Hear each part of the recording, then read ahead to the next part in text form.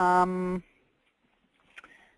responsible for the Small Business Lending Department at CCNY, and as a small business lender in the Hudson Valley, we strive to not only provide financing, but also technical assistance and training to our small business borrowers.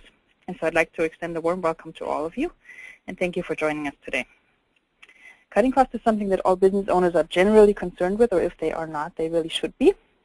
But the topic can also be perceived as something rather obscure or a bit daunting. And so we'll try and show you today that it really doesn't have to be.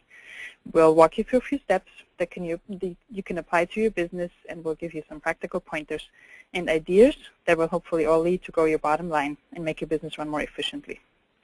My colleague Holly will lead the presentation today. Thank you and welcome, Holly. Most of you probably already know her, and we at CCNY are certainly fortunate to have her. If you were on our last webinar back in the summer of 2012, she was one of the kind of listening in staff people, and now she's actually taking it away. Holly speaks at many small business workshops and forums on a variety of business topics and serves on several advisory committees and boards relating to financial literacy and supporting small business owners in their efforts to develop and expand their businesses. Holly has also taught a number of business courses as an adjunct professor. As a nonprofit, we rely heavily on outside funders and grants to be able to provide quality training opportunities and support to the small businesses in the Hudson Valley.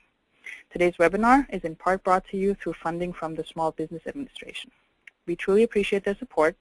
Thank you to the SBA for being a partner to small businesses. Before we get started with the actual presentation, let me just take a quick minute to walk you through the technology. I hope that everybody can hear me by now. Even though we don't have a large number of attendees, I'll mute everybody on the call for the duration of the presentation, just so we can hear the presentation clearly. If you do have any questions, problems, or concerns, you can use the chat or question box that should show up on your GoToWebinar screen that's on the right-hand side of your computer display. You can type in and send your questions to me, and we can interrupt the presentation to answer your questions at different times throughout the webinar. If we do feel that there's discussion warranted at some point in time, we can also just unmute everybody and have a quick discussion at that point. But we will definitely unmute everybody at the end of the session so we can have some interaction and discussion and just, talk amongst everybody. We also have a couple of poll questions throughout the presentation where we ask for your personal experiences. The answers to those questions are completely anonymous, so we do encourage you to answer using your mouse and clicking the appropriate box.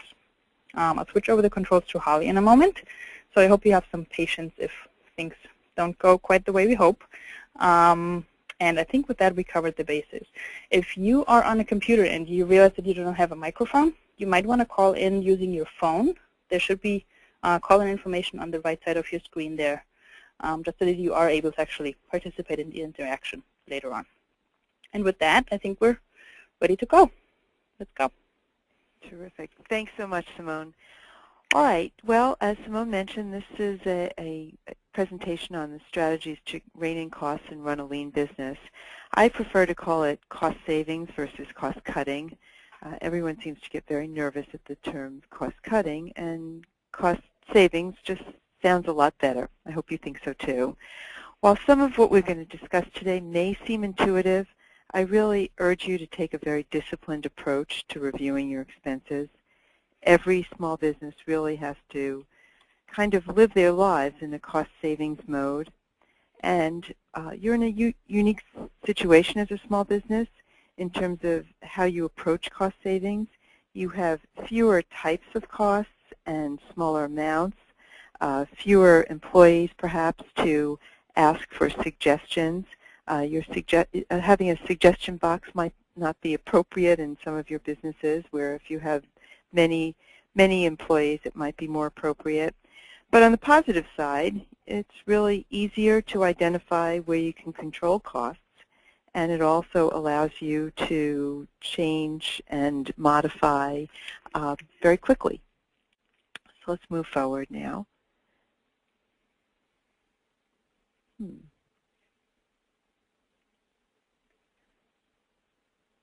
you want me to click through? Hold on. Yes, please. For some reason. There we go. Okay, there we go. Thank you. For some reason, I wasn't able to do that.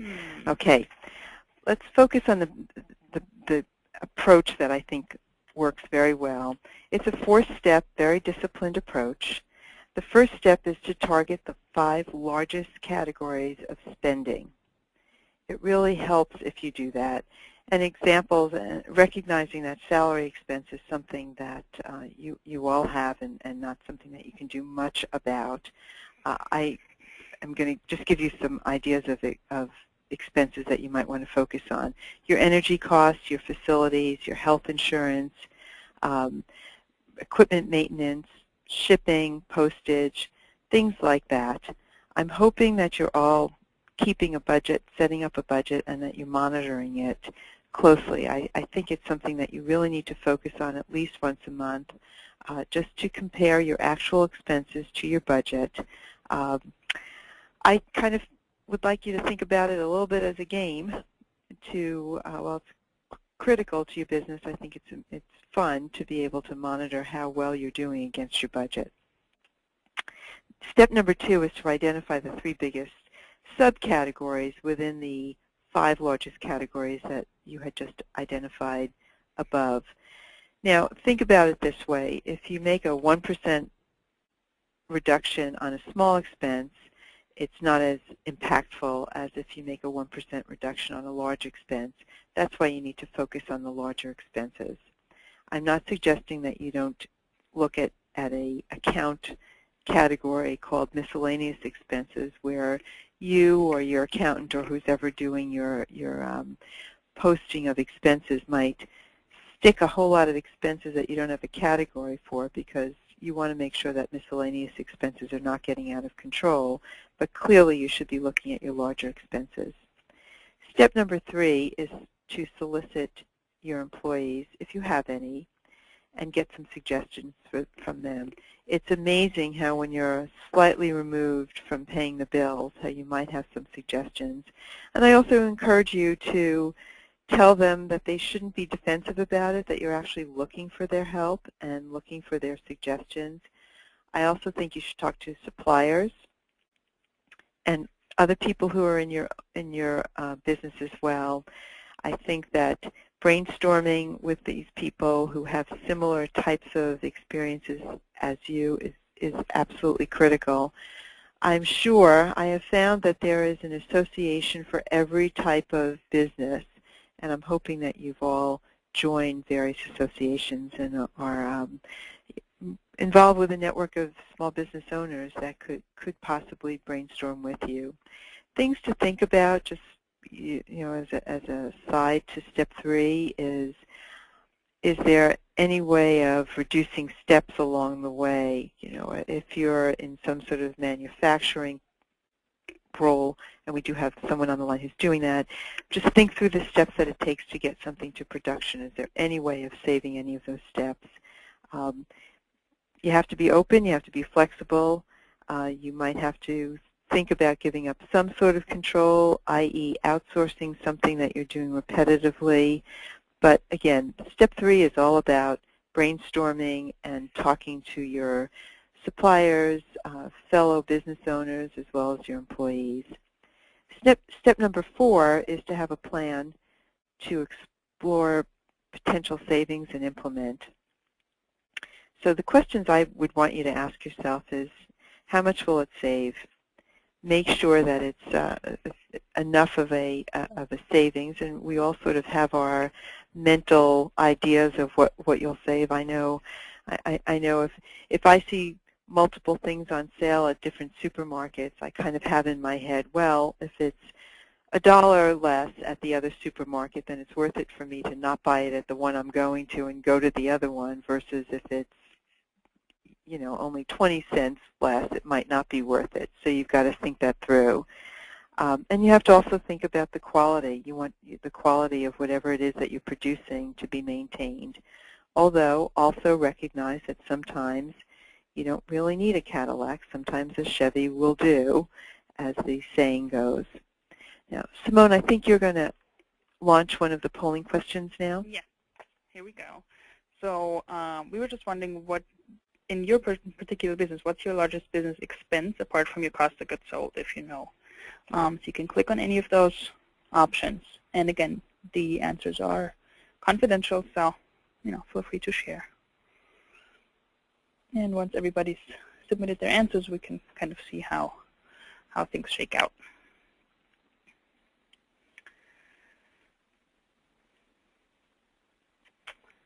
Still answering, and I guess we'll close the polls and let you see the results. Mm-hmm.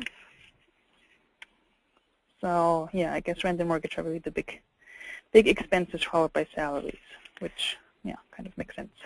Well, that's good because we're gonna talk about that a little bit. Yep. So next slide. Here we go. Okay. Yeah. Maybe. I'm not sure why I'm not able to move it, but if you could, that would be great. Yep. Thanks so much. Okay. So before we get into the actual suggestions, I just want to again have you get into this mindset of focusing on major sources of error or rework, and I'll give you an example of that in a second.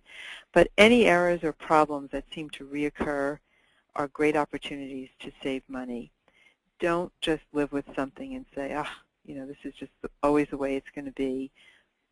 I encourage you to probe and see if you can resolve something that has caused a problem over and over again. If you find the root and work to find the solution, it will definitely save you money and cut some waste. Let me give you an example. We worked with someone at one point who was shipping things, and the contents kept arriving at the end broken, which of course required them to replace it. And of course the solution, they had to go through and work through the solution. The solution ultimately was that they needed better packaging materials. So again, if you see something happen repetitively, you need to focus on it. Simone, will you advance me to the next one now? Sure. Okay, let's start with 10 possible ways to save some money, but there are many, many more, and we might even get to some of the many, many more too. Number one is to just have a mindset of saving money. By negotiating. You have to become a master at this. So I promise you can negotiate in a retail or big box kind of store. And every time you're quoted a price, you do need to ask, can you do better? Let them know that you're a small business owner, you're perhaps a local business. Let them know that you just need to see if they can do better. I'm not suggesting that you nickel and dime your suppliers, because if they're giving you a fair price, you shouldn't nickel and dime them, because it's important to build relationships and have repeat business and have them refer clients to you as well. But don't be put off by negotiating. It's something that you owe it to yourself to do. Number two, get free stuff on Craigslist. Furniture and equipment are a good possibility. We've certainly heard great stories of businesses that are closing and furniture or equipment is available. I encourage you to get familiar with Craigslist and make it something that you go to first. It's also a good way of you posting things that you're ready to get rid of and making some money rather than just saving some money. But Craigslist is really a wonderful source. Number three, reduce the number of suppliers and get bigger discounts by buying in bulk. If a supplier balks at giving you a quantity discount, I really encourage you to find alternative suppliers, because quantity discounts are definitely something that will help you save some money. Simone, you're going to launch poll number two?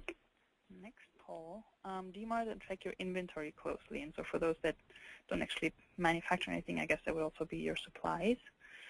So if you get into that, I've heard from someone who's viewing the webinar on their phone, and they're apparently not able to actually vote on the phone, because I guess you can't click on things. So, well, sorry about that. I guess that's a technology issue that we're not really sure what to do with. A few more moments here, and then we'll close the poll and share the results. So most of you are tracking your inventory, which is definitely wonderful to do. Okay. Yeah, that's terrific. And moving right along, maybe? Here. Yeah. Terrific. All right, number 4, lease versus buy to conserve cash. Sometimes it just makes sense to lease. You might not be able to afford to buy it for cash now, but you could lease it. And I think it's something that you shouldn't be turned off to. It not only saves you cash now, it should also reduce overhead because it reduces repairs, upgrades, equipment maintenance. So I think leasing is a very, very good alternative for small business owners. And you know, things become obsolete very quickly, and you can often upgrade if you're leasing versus it's more difficult to if you buy something. Number 5 is joining or forming a buying cooperative, and I really encourage you to either join or buy. Volume discounts are very, very, very important, and even some of your SAMs or BJs types of organizations, those also can save you some money. Number 6, shared space or barter with someone who needs space and supplies, or service or supply. They need space and supplies, a service or product. So, for example, you could sublet to lawyers or accountants if you have extra space. I've recently spoken to a client who's an art dealer, and they're subcontracting to a chiropractor. It's kind of a similar, shall I say, vibe. So there is an opportunity if you have extra space to share space, or for you to find an opportunity to to share space with someone else who leases the property or owns the property. And bartering is certainly something that you can do. And if you, again, allow someone to be in some of your space, then perhaps you can get accounting or legal help that way. I'm not sure if one of our clients who owns a hair salon is on the line, but certainly there are massage therapists that you can invite into your salon, and it's a way for them to you to make some extra revenue during the course of operating your business, and for them to provide a service to your clients as well. Simone, can you move us forward? Yep. Thank you. Thank you. I always tell people, hire only when it's excruciating. Employees are expensive in lots of ways in terms of money and energy. I mean, clearly you have to have employees to get things done, but only when it's excruciating. If you're selling a product, I urge you to find salespeople who are willing to work on commission only. Study after study shows that they're the most hungry of salespeople if they are working solely on commission. So that's something for you to consider. One of the answers, number 8, one of the answers to the poll questions clearly showed that one of your most expensive expenses is rent or your mortgage. Now, obviously, I can't talk about your mortgage here, but if you're renting space, negotiating with a landlord for a reduction in rent is something that's certainly doable, particularly in recent years if the market is soft and you've been a good tenant. The landlord may consider giving you a reduction in your rent just so that they don't lose you. Again, the mindset is don't be afraid to ask. If you ask professionally and communicate the fact that it's something that you think is reasonable, it might very well be entertained. Number 9, negotiate with bankers. Thanks to competition, you can certainly ask for waivers of certain kinds of fees that are charged now by banks. ATM surcharges, debit card surcharges. Again, remember, negotiate. It's okay. Banks are wanting your business. They're all searching for your business. It is okay to negotiate with them. Number 10, consider a paperless approach. Perhaps, and perhaps we're getting a little bit beyond ourselves technologically, but you can issue invoices or receipts by email. I know myself, Macy's is doing it. Many retailers are starting to do that. So I think that that's something that you should consider and learn about it, research and learn about it. Simone, I think we need to have the poll number 3. I think I might have skipped past that one. I didn't want to interrupt, but yes, we were just curious if most of you actually pay bank charges or not. So if you would take a minute and answer that.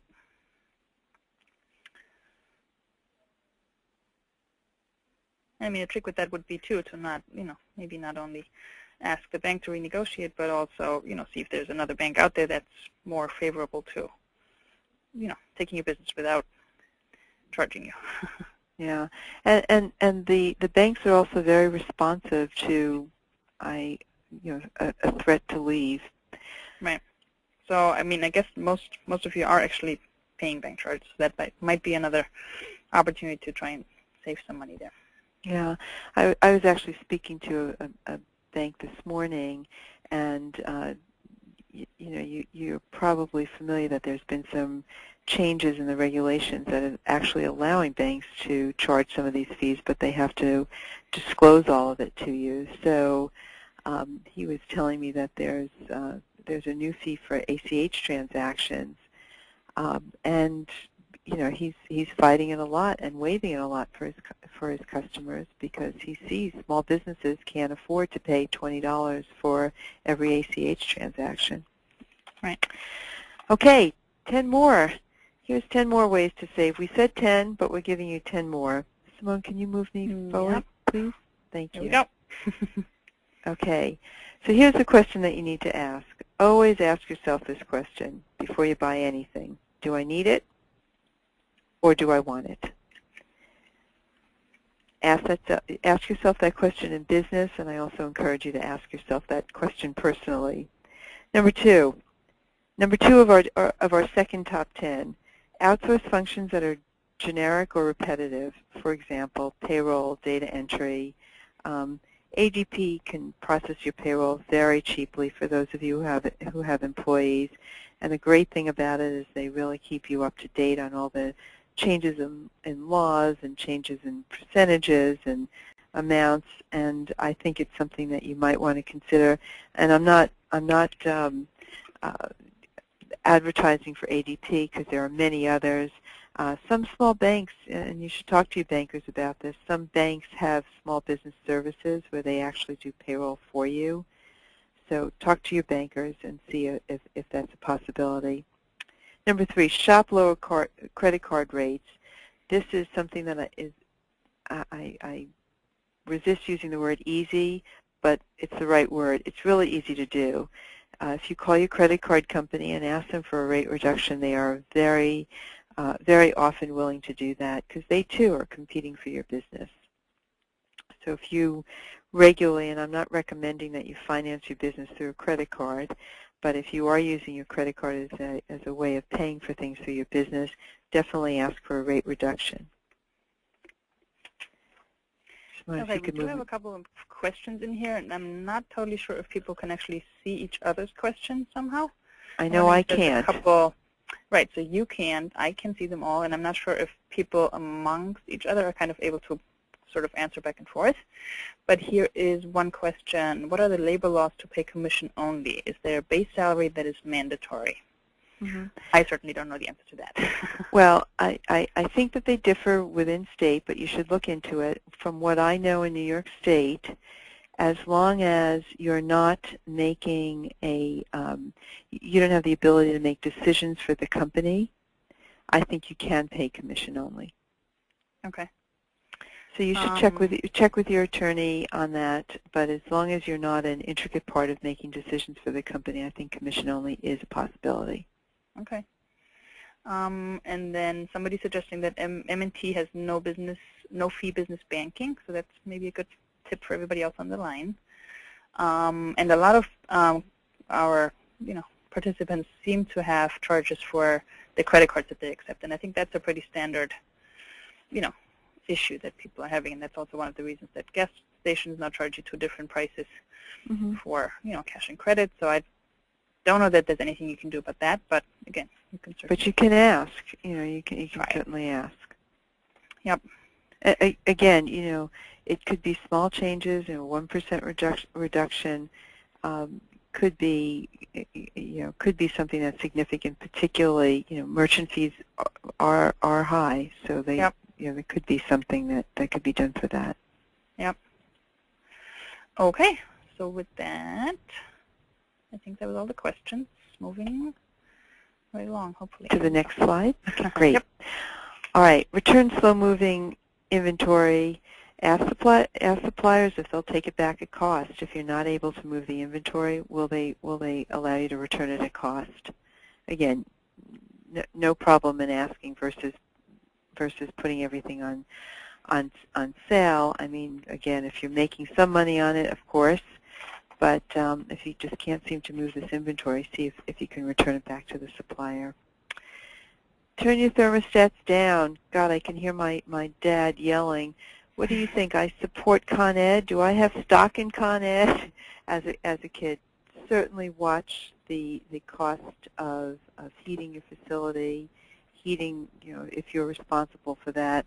And studies show that it's good for your heart, and it's good for your heart to have a lower temperature, and it's certainly good for your bottom line. I also encourage, and by the way, you might have to modify dress code if you have such a thing. Allow people to wear sweaters or a sweatshirt or have something like that if they're in the office. I know we have some people on the line who are probably in coolers often, so that might not apply, but it's certainly something you should think about. Also, check your energy consumption, and reach out to your utility company. A lot of them have programs where they will come in and evaluate your facility and help you to reduce your energy consumption costs. There are also some tax benefits to doing that. NYSERDA, New York State Energy Reduction something or other, it's called NYSERDA. I can't remember exactly what it stands for, but they absolutely will provide tax benefits to you for making certain changes. And if you go through an electrician, they'll be able to file the necessary papers for you. I just want to say one thing before we move on to the next poll question, and also telephone costs. Make sure you're watching your telephone bill. Believe me, they do make errors, and there too is competition. If it's a cell phone bill, you might be able to get a cheaper cost with another supplier, and certainly the threat of moving always helps. Okay, we're ready for the poll question number 4. Yep. So the question basically just is, do you review your phone utility bill in detail every month? Like Holly just said, there might be errors on there, and you might be able to, negotiate with them again. Specifically when you tell them you got a better deal somewhere else. A few more moments here, and here we go. So most people apparently do take a look at their utility bills. And for those that don't yet, well, take a look. Yeah. Again, I really, really encourage you to get the mindset of watching where your dollars are going. You work hard for them. You work hard to get the sales in the door. It costs you a lot of money and energy to get customers. You don't want to waste what you're making on your customers by not controlling your expenses. Okay, moving on to the next slide. Work from home. I think that there are certain types of tasks that you may need to hire people to do that they could do from home. In addition to you yourselves deciding whether or not you're in the kind of business where you could work from home, web designing is one thing. Someone who's doing your marketing, rather than them coming in, you may be able to have smaller space and allow them to work from home. Data entry, that's something that can be done remotely as well. I mean, clearly you have to trust the professional that you're hiring to do that, or that you're engaging instead of hiring, that you're actually contracting with them to do some work. But if they can work outside of your office, it can often save you money. Lock up supplies. Now, sometimes that seems like such a petty thing to do, but study after study shows that while Post-its and pens don't cost that much, they definitely have legs, and they seem to walk away. So I'm not suggesting that you lock up your supplies if it affects your productivity, but I do think it's something for you to consider, particularly if you're one of those who walks to the supply cabinet and has to shout out, "God, I just bought pens. Where'd they all go?" And I've heard many small business owners say that. Number 9, hire temporary employees. That's certainly something that you can do if you've got seasonal type of work or project type of work. I encourage you to consider temporary employees as well. You can advertise for them yourself. There are agencies, but usually agencies, there's a fee for doing that. So I would suggest that you might want to consider hiring yourself. Ask around. Put signs up. It moves us to our number 10, related to our number 10. A lot of the community colleges, you should make you should build a relationship with the community colleges because they often have students that are looking for internships. It's part of their curriculum, and you might actually be able to get some free labor if you offer an internship, and it might require you to evaluate the student, but it certainly is worth it. And let me tell you, young, energetic kids are a huge value to a small business owner. Okay, we can move on to the next one. Okay. Are you getting any questions in? Yes, one of our participants just shared that they tried internships, but college students are not allowed to work in somebody's home.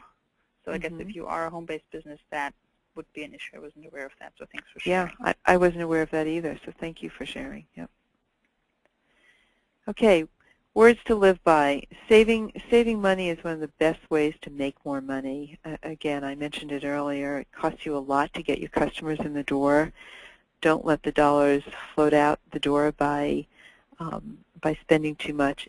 And again, I think I said earlier on that some of this may seem intuitive, but it's really important for you to just have that mindset constantly of controlling costs. It's not all about getting the customer. If you're working so hard to get the customer, don't let the dollars go out the back door.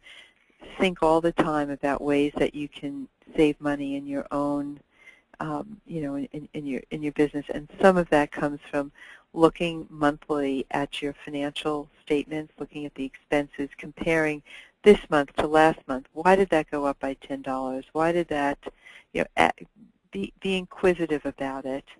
And if you define the largest expenses, focus on those first and ask yourself all the time, why is it changing? What can I do to reduce it? Keeping costs under control should really be one of the basic goals of any entrepreneur. All right, so moving forward, any further questions? Anyone want to share anything? You can certainly open up unmute everybody right now. Here we go. Okay, so you're live and on air. If you have any more questions, if you have any more comments, feel